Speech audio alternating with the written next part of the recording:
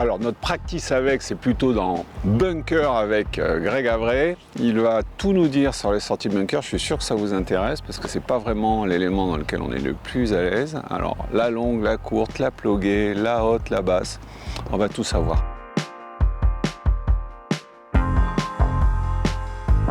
Greg, on est dans le sable et il paraît que les pros, souvent vous préférez être là qu'autour du green. Ouais, ouais, clairement. Alors, ça dépend un peu des lays parfois, mais ceci dit, autour aussi, ça peut être compliqué.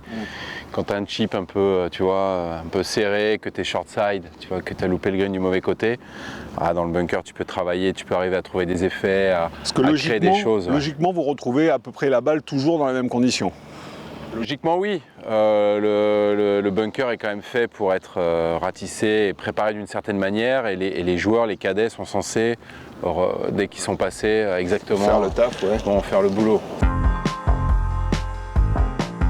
C'est un coup facile parce que à partir du moment où on a à peu près analysé le lay, la situation, finalement c'est assez bête et méchant, c'est-à-dire qu'on va se placer par rapport à tel lay de telle et telle manière, pour faire une distance on va faire telle ou telle amplitude. Les lays dans le rough c'est souvent un peu plus compliqué parce qu'on ne sait pas trop ce qu'il y a en dessous, la balle peut être un peu enfoncée. La matière elle est simple. Ouais. La matière elle est simple, voilà. Et puis surtout on passe beaucoup de temps au début des semaines dans les bunkers pour justement savoir s'il y a beaucoup de sable, pas beaucoup de sable, si le grain est épais ou pas, si c'est humide, s'il pleut ou pas, bref. Et à partir du moment où on a à peu près compris le sable, on reproduit tout le temps la même chose. Bon alors apprends-nous le bête et méchant. Le bête et méchant. Bon, alors, déjà là il n'y a pas trop de sable. Moi c'est un sable que j'adore parce qu'il il est très fin, il n'y en a pas énormément. C'est un sable dans lequel je suis assez à l'aise, qu'on retrouve beaucoup en Australie, où on peut voir finalement juste en dessous le sable, on voit vite ce qu'il y a. Moi c'est un sable qui me rend à l'aise. Ouais, qui me rend à l'aise. Pourquoi? Parce que tu vas t'engager vraiment dedans? Parce que j'ai une technique, parce que j'ai appris à jouer au golf à Bussy, comme tu le sais, et dans ces bunkers à Bussy, il y avait peu de sable et je me suis énormément entraîné dans ces sables-là. Et lorsque je suis arrivé dans les tournois où il y avait du sable plus épais ou plus de sable, j'étais un peu perdu parce que je faisais finalement la même technique et là pour le coup ça marche pas du tout. Donc ce qui va marcher ici, parce qu'il y a peu de sable, parce que c'est un sable assez agréable, enfin moi que j'aime bien, c'est compact, ça va pas marcher lorsque tu vas arriver dans un autre golf la semaine prochaine ou la semaine dernière. Apprends-nous les deux parce qu'on est intéressé sur les deux. Ouais, c'est important de parler des deux parce que celle-là on va plus travailler l'arête. Bon, celle-ci, on va plus travailler ce côté-là. Il y a un peu plus calage à gauche, tu vois. Il va falloir quand même arriver assez verticalement auprès de la balle, assez près de la balle, tu vois, et avoir un swing assez bas. Il faut que le club s'enfonce dans ce sable. Alors que dans l'autre sable, il ne faut pas qu'il s'enfonce trop, sinon la balle elle sort pas. S'il s'enfonce, il y reste dans l'autre. Alors donc que celui-là, il va ressortir quoi qu'il arrive. Ce qu'il faut, c'est de l'énergie et arriver verticalement au moment de l'impact. Bon, idéalement, il y a toujours cette fameuse ligne qu'on peut un peu tracer, que moi je trace beaucoup à l'entraînement pour bien matérialiser l'endroit où mon club doit pénétrer le sable, tu vois. Et puis après, il y en a quand même plus ou moins, il faut quand même un peu sentir la chose. Et là, j'en ai fait une ou deux avant, les balles étaient un petit peu trop longues. Donc là, je vais faire petit swing et puis je sais que, bon, elle va faire pas mal de distance, tu vois. Cas de figure, il y a plus de sable. Ouais, on va faire. Voilà, il y a plus de sable, on est plus, je sais pas, aux États-Unis ou alors pire. Tu sais quoi? Sur le golf, ils viennent de mettre du sable. Ouais. 15 jours avant. Ouais, ils ont bien rempli les bunkers. Ouais, ils ont bien rempli les bunkers et il y a énorme de sable. Et tu as la chance quand même de ne pas la retrouver ploguée, ce qui est quand même un bon truc. Vrai. Donc tu arrives avec un club pas trop ouvert. Voilà, et donc là, comment tu t'adaptes? Préparation. Ouais. Préparation, c'est un poids plus 50-50, c'est une image un peu plus ronde, c'est un swing un petit peu plus à plat, tu vois.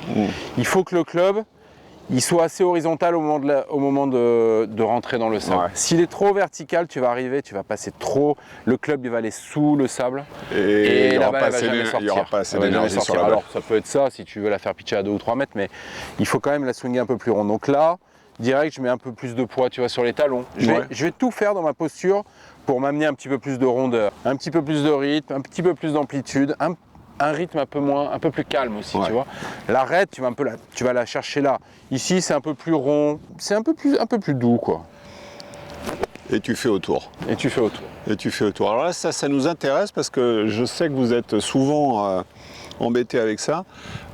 Finalement, une sortie de bunker, c'est un coup qui joue assez autour. Ouais. C'est pas forcément un coup où il faut monter à l'extérieur et faire un cratère. Non, pas forcément. Quelque chose que j'aime bien faire, parce que quand même la clé c'est l'impact dans le sable. Ouais. Hein. Ce que j'aime bien faire, c'est tracer une ligne comme ça. Et je commence ici, dans mes entraînements, ça c'est un entraînement que je fais beaucoup. Donc je la décide avant, donc bounce, machin. Si je joue l'arrêt, tu vois, je me mets un peu devant, hop, je suis ici et j'essaie de rentrer au bon endroit. Ouais. Je reviens. Ouais. Ok, là c'est un tout petit peu tard. Ok, je continue. Ouais. Tu vois, machin. Et petit à petit, hop, j'arrive à la balle et en fait, là je fais un dernier. Et tu gardes ça. Et j'y garde ça. Ouais. Puis j'arrive à la balle, c'est comme s'il n'y avait pas de balle en fait, je fais comme dalle. Et voilà, ça est parfaite. Je me remets devant, hop. Ouais. Ok, celle-là un tout petit peu tôt, tu vois. Hop, je fais attention à la prochaine. Voilà, ça est parfaite. Ouais. Ça, j'aime bien ça. Ouais, très bien. Donc là, l'idée, c'est que de toute façon, vu que comme la lèvre est faite, il faut que la balle, elle monte quasiment à la verticale. La première chose, il faut qu'elle sorte du bunker. Après, si elle peut finir au drapeau, tant mieux. Déjà, on va essayer de la sortir. Ouais, il faut péter derrière. Voilà, il faut péter. Faire ton bogey, part tant mieux. Mais il ne faut pas une cata, faut pas que... Et donc il faut tout construire pour arriver à lever cette balle. Alors comment déjà, tu ouvres sa face. Alors la face, comment on l'ouvre? On n'ouvre pas à droite. Hein. On l'ouvre derrière comme ça et on recule le shaft, ouais. On recule le shaft. Tu vois, ça n'empêche pas de mettre un peu de poids à gauche. Pas parce que tu veux la lever qu'il faut être absolument derrière, au contraire. Donc tu es ici, face hyper ouverte, tu vois là la face elle regarde en haut. Et vachement d'énergie quoi, vachement d'énergie et tu laisses cette face travailler et surtout tu essayes de pas toi truquer le truc parce que là t'es mort. Ouais, c'est la face qui doit faire le taf. Voilà, puis bon, t'as une bonne surprise, tant mieux.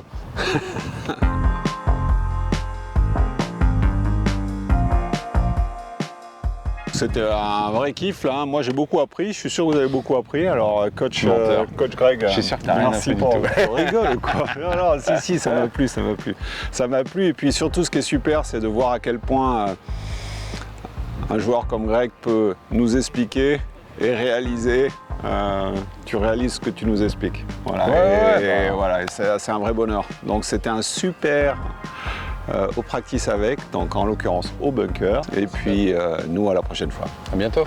Ciao.